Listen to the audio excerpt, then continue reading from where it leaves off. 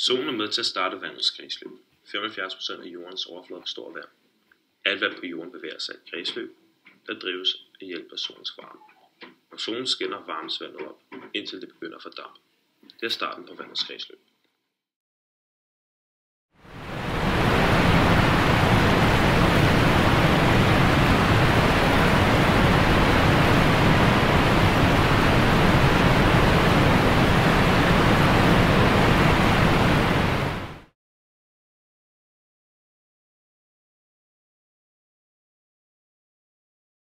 Fordampning foregår ude på havet. Fordampning på havet er utrolig høj, når det er meget varmt.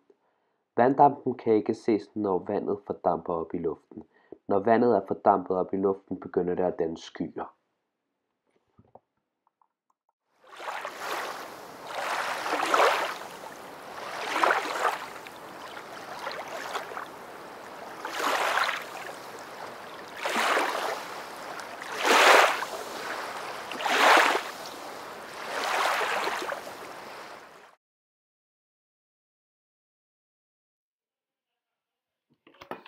De skyende foreninger strupper dem hinanden, så i sidst bliver så tunge, at luften ikke kan bære dem mere. Regndrupperne falder til jorden som nedbør. Hvis det er under frysepunktet, falder nedbøren som hagl eller sne. Og hvis det er over frysepunktet, falder det som regn.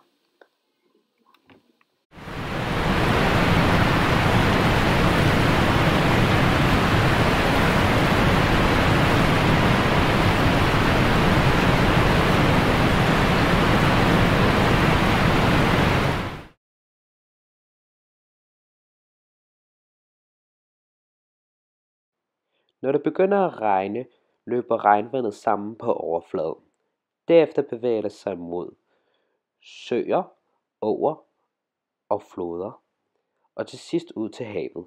Det er processen, som kaldes afstrømningen. Noget af det regnvand, som falder ned, når ikke helt at følge med ned til søerne og åerne. Det synker i stedet ned gennem jorden, hvor det bliver til grundvand.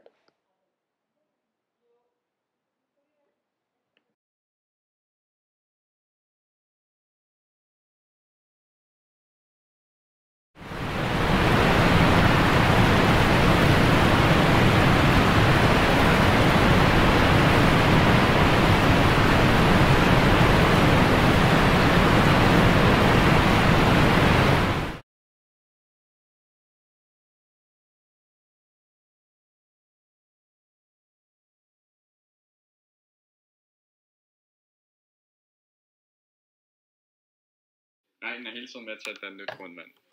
Jo mere det regner, jo større mængder grundvand dannes der. Det er som regel kun om vinteren, at der dannes grundvand, da jorden er tør om sommeren, og planterne opsuger det meste af vandet.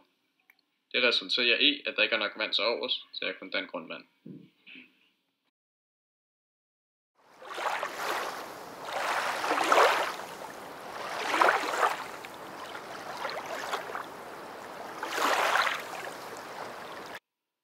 Der bores et hul i jorden.